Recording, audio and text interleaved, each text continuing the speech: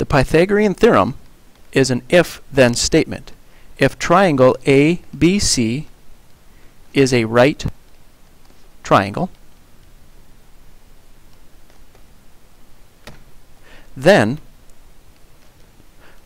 leg A squared plus leg B squared is going to equal the hypotenuse C squared.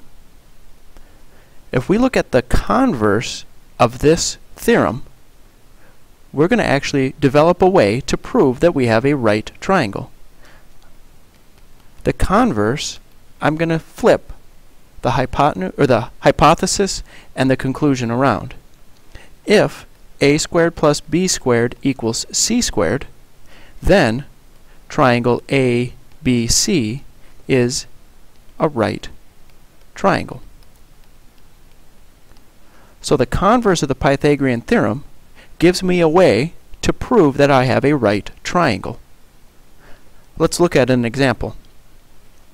In example 1, I have 3 side lengths, 9, 12, and 15.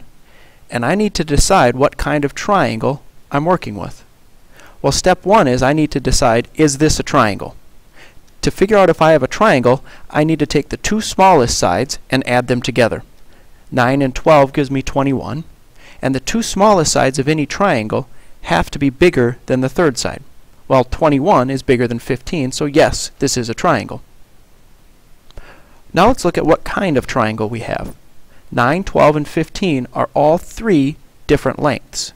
So this triangle is scalene.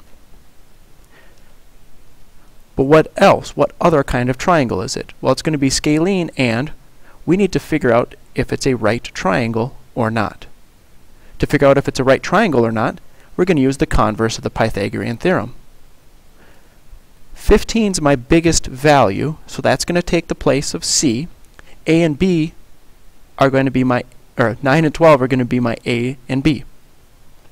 So I'm going to take 9 squared and 12 squared and compare it to 15 squared.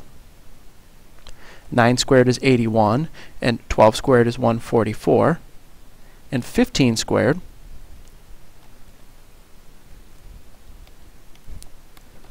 is 225.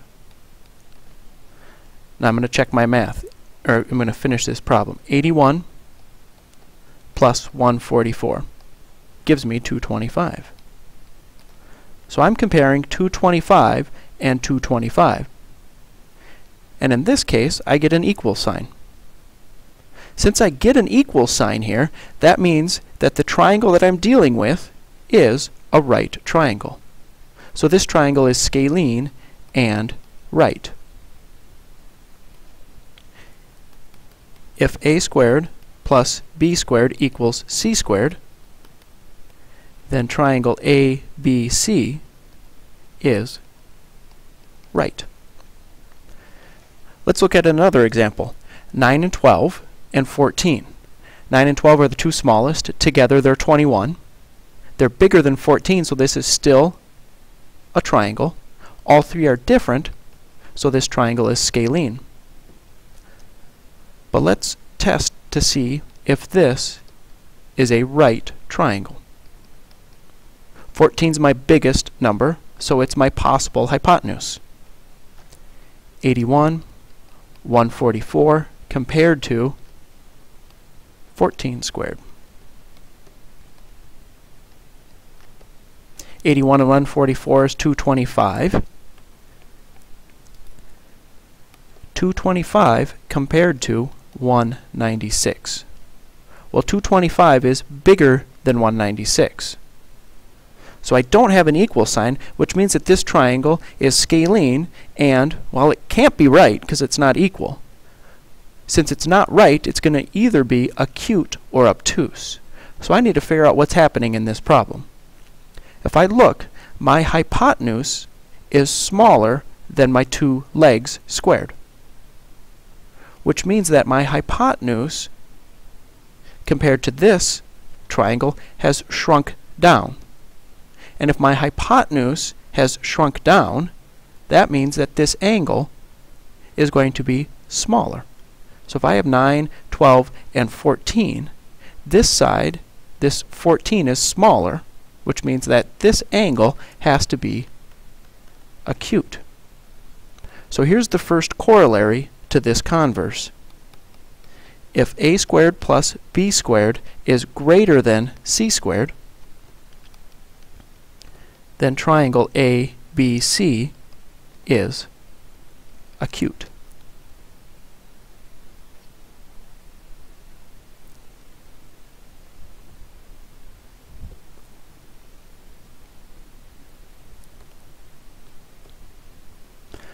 Let's look at example 3. Again, 3 sides. 16 is my biggest side, so I'm going to compare 9 and 12, which is 21, with 16 to make sure that I have a triangle. 21 is bigger than 16, so this is a triangle. All 3 sides are different, so it's scalene. Now I'm going to test to see what kind of triangle I'm dealing with. 16 is my biggest side, so I'm going to put that in as my C value.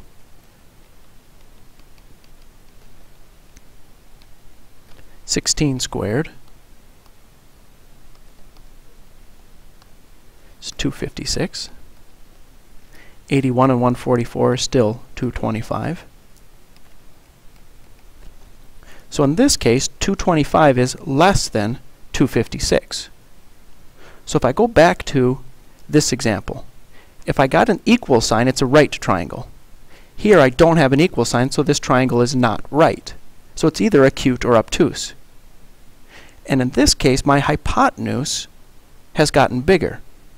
And if my hypotenuse has gotten bigger,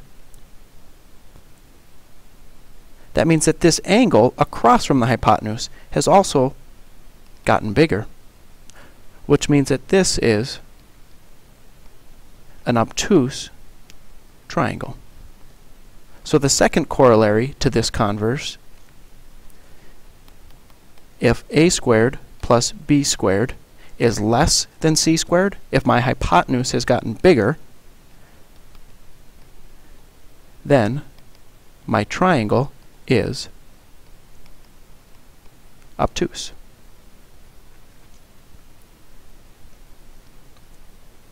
Let's look at one more example. This one involves a square root. So the first thing I want to do is I want to find the decimal equivalent of 6 square roots of 7. 6 square roots of 7 is about 15.9.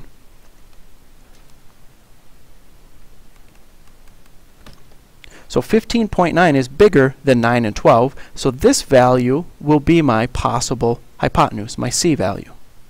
9 and 12 are both bigger together, 21, than 15.9, so this is a triangle. All 3 sides are different, so it is scalene.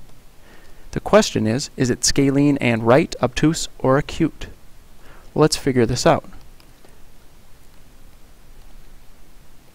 6 square roots of 7 is my biggest side, so I'm going to plug it in for C. 9 squared is 81, 12 squared is 144. Now when I have 6 square roots of 7 squared, it's 6 times. And when I have two numbers being multiplied with a power outside, I can distribute. 81 and 144 is 225. 6 squared is 36. The square root of 7 squared is just 7. So I have 225 compared to